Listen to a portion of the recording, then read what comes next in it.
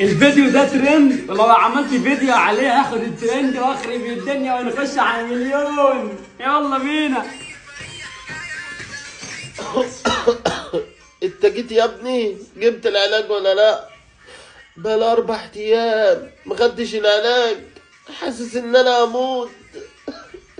ما جبتش علاج يا ابويا؟ لا انت خنقتني يا ابويا، اقسم بالله عايز اعمل فيديو واطلع ترند، عايز اجيب مليون مشاهده. انت خنقتني كل شويه علاج علاج علاج علاج. هعمل الفيديو يا عم وانزل اجيبهولك.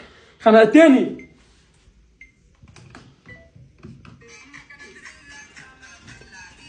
هو انت مش فارق غير في الفيديوهات دي، ولا تحس بيا ولا بتعبي غير لما تخلف وابنك يعمل فيك زي ما بتعمل فيا، ولا تعرف قيمتي غير لما اموت.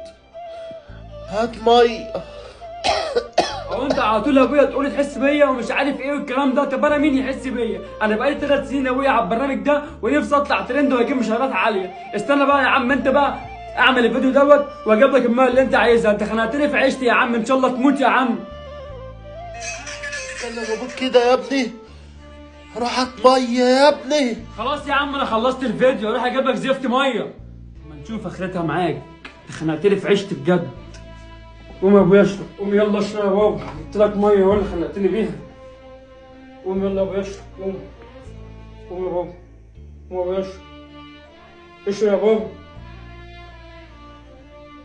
ابويا يا بابا ما تسيبنيش يا ابويا، لا حقك عليا، ما تزعلش مني يا ابويا. يا ابويا سامحني. لا يا ابويا ما تسيبنيش يا ابويا.